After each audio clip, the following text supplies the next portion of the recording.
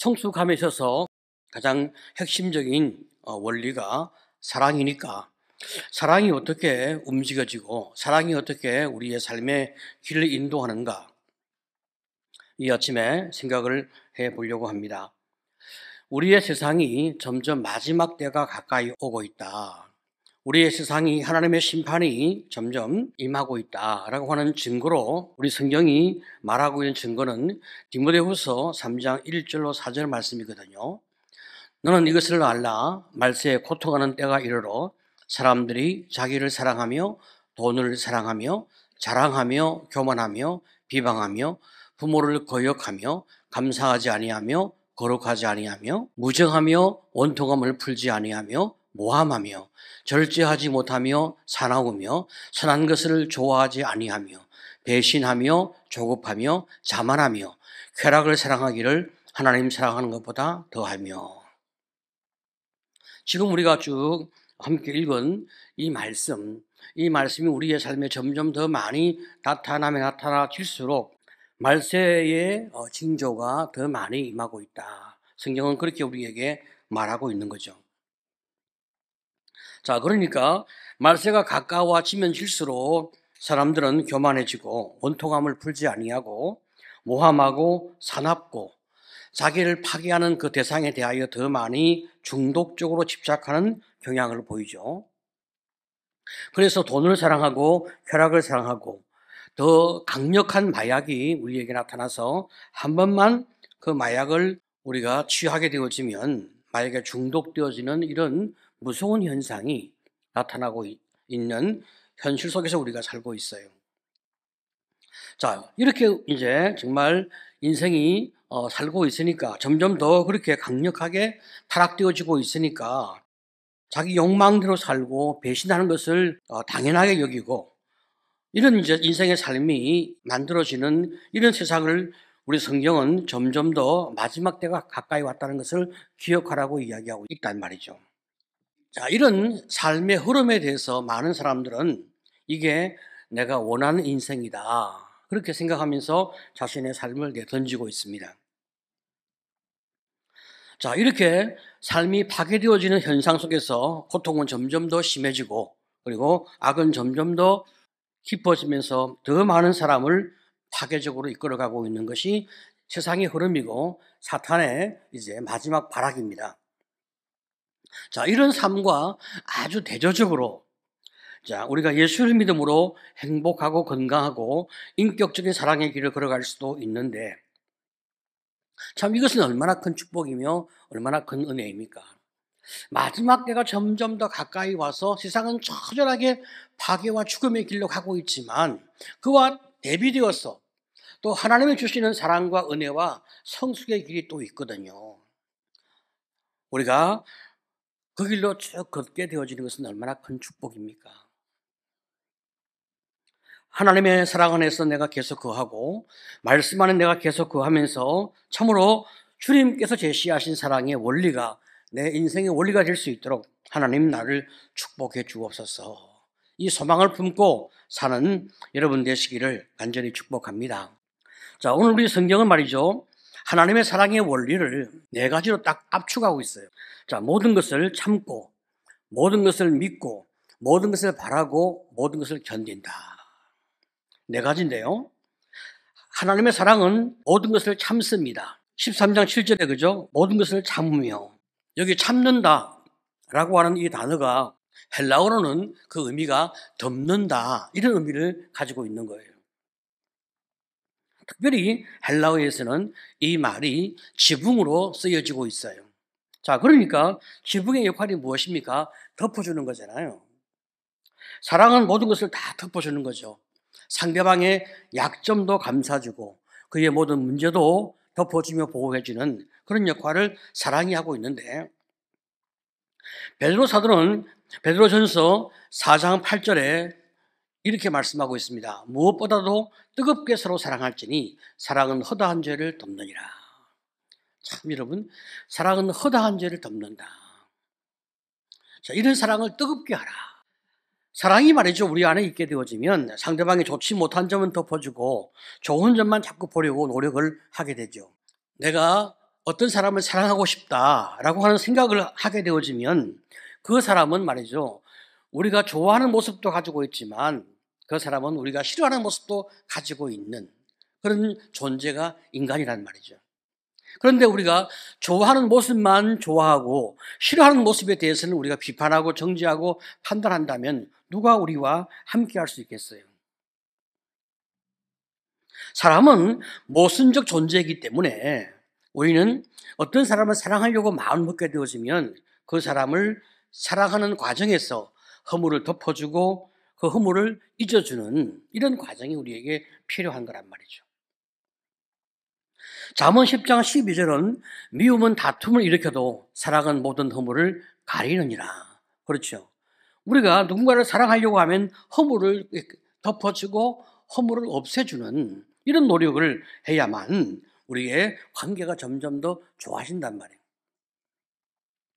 허물이 없는 사람이 어디 있습니까? 실수가 없는 사람이 어디 있습니까? 누구나 사람은 다 실수가 있고 허물이 다 있습니다. 그런데 내가 그 사람을 위해서 그 허물을 내가 고치라고 자꾸 말하게 되어지면 그 사람은 어느 날 내 곁에 없습니다. 내가 그 사람을 사랑하기 때문에 그 사람의 약한 점을 꼭 고쳐주고 싶은 마음이 우리 안에 있어서 그걸 고치라고 자꾸 말하게 되는 거예요. 그런데 접근 방법이 틀렸단 말이죠. 사람은 그렇게 해서 고치는 게 아니거든요. 100명 중에 99명한테 우리가 이렇게 고치라고 자꾸 접근하게 되어지면 그 사람들은 다 우리를 떠나게 되거나 관계가 나빠지거든요. 그것이 분명하게 그 사람의 문제일 수도 있고 잘못일 수도 있지만 그러나 자기 허물이 자꾸 나타나는 그런 관계를 계속 유지할 수 있는 사람은 없는 거예요. 그러니까 내가 그 사람과 사랑을 나누기 위해서는 약점과 허물을 덮어주는 거, 이것이 사랑이니까 우리가 이렇게 접근할 수밖에 없는 거예요. 잠언 17장 9절을 보게 되어지면 허물을 덮어주는 자는 사랑을 구하는 자요, 그것을 거듭 말하는 자는 신한 것을 이간하는 자니라. 우리는 그 사람을 위해서 고치라고 자꾸 말을 해주고 싶죠. 너를 위해서 내가 말하는 거야 라고 말을 해주고 싶은 거예요. 왜? 정말 그 사람이 그걸 고치면 인기가 좋아지니까 고치라고 말해주고 싶은 거죠. 그런데 인간이 느끼고 있는 인간의 본성을 생각해 보게 되어지면, 그걸 계속 말하게 되어지면 그와 내가 이간되어지는, 멀어지는 그런 결과를 초래할 수밖에 없다는 거예요. 사람은 누구나 이런 약한 모습을 가지고 있기 때문에 우리가 이제 그 사람의 허물을 이야기하는 것이 그에게 도움이 되지 않는다는 거예요. 그것은 주님께 맡기고 나는 그를 사랑하고 그와 함께하는 노력을 계속 해나가는 것이 매우 중요한 거죠. 사람을 얻고 싶고 내가 사람과 함께 있고 싶어 한다면 그 사람의 약점과 허물은 내가 말하지 말라는 거죠. 물론 우리가 약점과 허물을 말하는 법칙이 있습니다. 우리 서로 배우는 관계에서 혹은 배우는 장에서 내가 내 약점을 내가 스스로 이야기하면서 이런 문제를 고치고 싶은데 도와달라, 그렇게 말하게 되어지면 우리가 그 사람의 요청에 대하여 우리가 도움을 줄 수는 있어요. 그렇지만 그때도 객관적인 자세로, 그리고 그 사람이 그 문제 때문에 그 사람이 미움을 당할 만하다, 정죄를 당할 만하다, 이런 접근을 가지고 하는 것이 아니라 네가 너무 훌륭하고 존경스럽다, 사람은 누구나 약점이 있는데 네가 그런 약점까지도 극복하려고 하니까 네가 너무 대단하다, 이런 긍정적인 마음을 가지고 접근하는 것이 그 사람을 얻을 수 있는 방법이 되어진단 말이죠. 그런데 참 이게 얼마나 어려운 일인가. 그 사람이 스스로 돌이킬 수 있도록 우리가 참아주고 인내하고 기다려주고 함께하는 거, 이것을 우리 성경이 사랑이라고 이야기하고 있습니다. 자, 우리가 이렇게 참 어떤 사람을 향하여 오래 참아주고 기다려주는 이런 마음이 우리 안에 있을 때 우리가 하나님 앞에서 은혜를 입게 되어지는 거죠. 우리가 어떻게 거룩하신 주님 앞에 계속 서 있을 수 있고, 거룩하신 주님 앞에 우리가 어떻게 이렇게 떳떳하게 나갈 수 있는가? 그것은 주님이 우리의 모든 허물을 영원히 덮어주었기 때문에 우리가 주님 앞에 당당히 나갈 수 있다는 말이죠. 우리가 예수의 믿음으로 구원을 받는 은혜가 있었기 때문에 우리의 허물이 아무리 많고 아무리 중하다 할지라도 예수께서 우리의 모든 허물을 영원히 용서하셨다는 그 속죄 원리가 우리 안에 있어서 우리가 그걸 믿음으로 우리가 당당히 주 앞에 나갈 수 있는 은혜를 입었기 때문에 우리는 이렇게 주님 앞에 서게 되어진단 말이죠.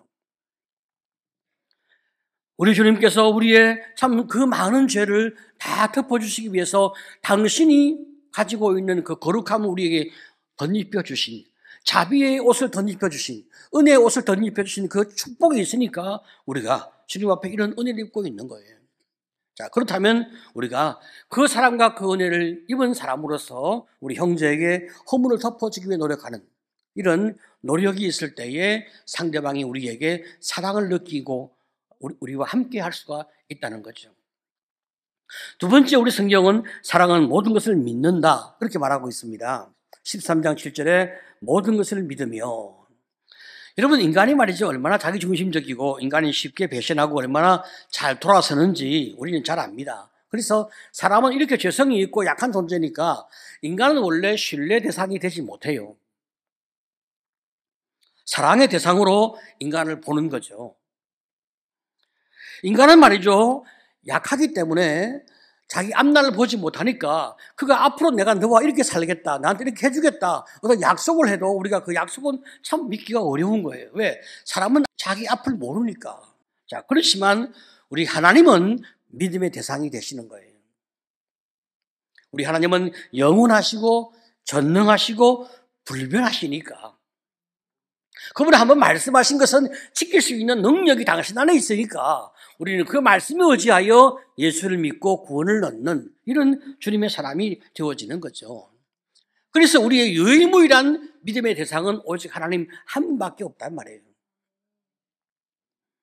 성경은 인간이 이렇게 죄와 약함 때문에 인간을 믿으라고 말하지 아니하고 인간을 사랑하라고 그렇게 우리에게 명령을 하고 있습니다. 자, 그렇지만 우리가 사람을 사랑하게 되면 사람을 믿어주는 그런 노력을 또 하게 되는 거죠. 왜냐하면 사랑 안에 인간을 믿어주는 과정이 필요하거든요. 인간을 믿을 만해서 믿어주는 것이 아니라 사랑하니까 그의 가능성과 그의 인격적인 변화의 여지에 대하여 우리가 신뢰를 품고 그렇게 될 거라고 믿고 끝까지 기다려주는 이런 믿음이 우리에게서 나타나게 되는 거예요. 현대사회에서 소위 문제 아이들은 하나같이 어머니를 미워한다고 합니다. 어머니가 잘 키우기 위해서 그 아이의 문제를 계속 지적하는 이런 접근을 취했기 때문에 그 아이의 마음에 깊은 상처가 만들어진 거예요. 어머니의 매력은 자식을 믿어주는 데 있습니다. 모든 사람이 다 나쁘다고 말해도 그 어머니만큼은 내 자녀를 향하여 계속 믿어주는, 지금도 내가 속고 앞으로 속을 가능성이 또 있지만 그래도 내가 믿어주는 이런 태도를 취할 때 그 자식은 어머니에게 사랑을 느끼게 되어 있습니다. 여기에 어머니의 고귀함과 그리고 아름다움이 있지 않겠습니까? 요즘 우리 어머니들이 똑똑해서 우리 자녀에게 속아주지 아니하려 하고 속아주는 것이 나쁜 것이라고 자꾸 생각하는 이런 판단적 경향이 있어요. 근데 사실 그렇지는 않거든요. 물론 어떤 문제는 잘못을 해서 그 아이의 문제를 고쳐줘야 할 때가 있어요. 이때는 명확하게 아이가 잘못하고 잘못한 것이 딱 나타났을 때 그 아이를 품에 안아주면서 이건 네가 잘못했네, 이렇게 하지 말자, 이렇게 정확하게 정리해 줄 수 있어요. 부드러운 말로, 따뜻한 말로 그 잘못이 명확하게 드러나는 문제에 대해서는 우리가 한번 짚고 넘어가는 것이 그 아이에게 도움이 됩니다. 그렇지만 자녀의 잘못이 명확하지 않은데 잘못을 추궁하거나 의심하거나 쏘아붙이거나 계속 그 자녀를 이렇게 문제를 캐내는 것이 그 아이에게 도움이 되는가? 도움이 되지 않거든요. 이럴 때는 믿어주고 넘어가주고 속아주는 것이 오히려 낫죠. 우리가 말을 하든지 말을 하지 않든지 그 자식의 그 잘못을 우리가 지적하든지 아니면 덮어주든지 우리가 어떤 결정을 취할 때 정말로 지금 여기에서 이 행동을 하는 것이 내 자녀에게 도움이 되는가, 도움이 되지 않는가, 그것이 제일 중요한 판단 근거란 말이죠. 내 자녀가 더 건강한 인격이 되어지기를, 내 자녀가 더 예수를 닮기를, 내 자녀가 더 아름다운 사람으로 성장하기를 바라는 그런 마음으로 우리가 접근하게 되어지는 거예요. 사도 바울은 고전 6장 7절에서 극단적으로 이렇게 이야기하고 있어요. 너희가 피차 고발함으로 너희 가운데 이미 뚜렷한 허물이 있나니 차라리 불의를 당하는 것이 낫지 아니하며 차라리 속는 것이 낫지 아니하냐. 우리가 어떤 옳음을 시시비비를 가리기 위해서 세상 법정에서 분쟁하는 것보다는 차라리 불의를 당하고 속는 것이 낫지 않겠냐. 그것이 믿음의 길이고 성도의 길이 아니겠냐. 그렇게 우리에게 권면하고 있는데 우리가 이런 태도를 취하려고 하면 정말 우리 안에 마음을 다 비우는 그런 노력이 있지 않고서는 이 말씀에 순종하기가 참 어렵습니다. 우리가 몰라서 속는 것이 아니고 능력이 없어서 속는 것이 아니라 주님의 말씀 때문에 우리가 넘어가지고 속아지고 내가 져주는 이런 결정을 해야 하니까 참 이게 쉬운 일이 아닙니다. 그렇지만 사랑하니까 우리가 이 길을 걸어가 보려고 하는 거죠. 우리가 사랑하니까 그를 믿어주고 그를 바라보고 우리가 견뎌내는 이런 노력을 하고 있단 말이죠. 그래서 오늘도 믿고 내일도 믿고 그리고 모든 경우에 끝까지 믿으려 하는 이런 귀한 태도가 우리 모두의 태도가 되기를 간절히 축복합니다. 세 번째로 사랑은 끝까지 바란단 말이죠. 자, 모든 것을 바라며, 자, 여기 바란다고 하는 것은 소망을 이야기하고 있습니다. 사랑하기 때문에 소망을 가지는 거거든요. 사랑은 말이죠. 끝까지 소망을 가지고 있으니까 낙관적이고 그리고 낙천적이 되어집니다. 실망을 우리 마음에 품지 않는 거죠.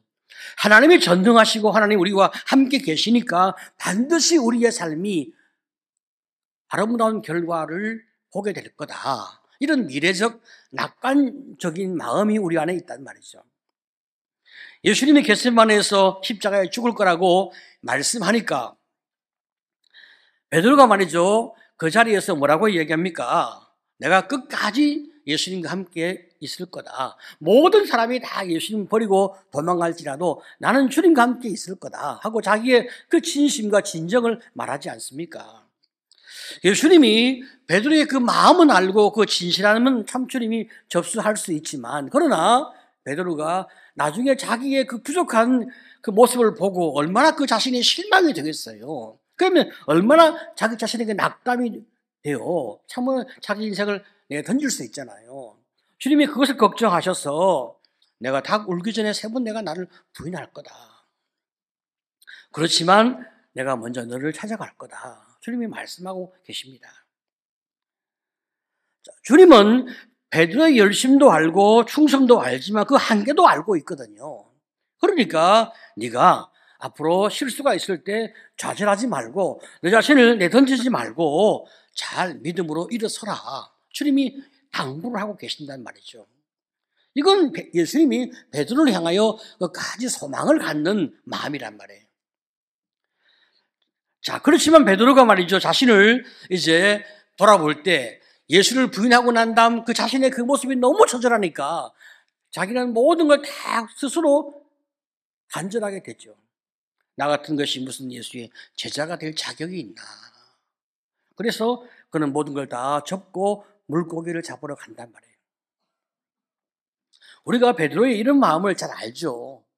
참 인간이 이런 자리에 이런 참 어떤 낙담에 빠질 수가 있습니다. 그런데 주님은 베드로를 포기하지 아니하시고 그를 찾아가지 않습니까? 그런 다음에 내가 나를 사랑하느냐 물으시고 내 어린 양을 먹이라 당부하지 않습니까? 베드로가 주님의 말씀 앞에 힘을 얻고 참 초대교회의 사도로서 그리고 초대교회의 수제자로서 참 그런 자신의 역할을 최선을 다해서 잘 감당해냅니다. 그런데 전생에 의하면 예수님께서 성천하신 다음에 열심히 복음을 전하며 앞장서서 그 믿음의 길을 이끌어 나가던 베드로가 사실 핍박이 절정에 달해서 모든 제자가 다 죽는 참 순교를 당하는 그 상황에 처하게 되었을 때 주변에 많은 사람들이 베드로만큼은 살아남아서 교회를 지켜주기를 바라는 그런 수많은 권고가 있게 되어지니까 베드로도 그 말에 동의를 해서 이제 그 핍박하는 로마를 떠나서 이제 자기를 돌보기 위해서 그 마지막 이제 로마의 국경 도로인 아피안 국도를 따라서 도피의 길로 가게 되어지는 거예요.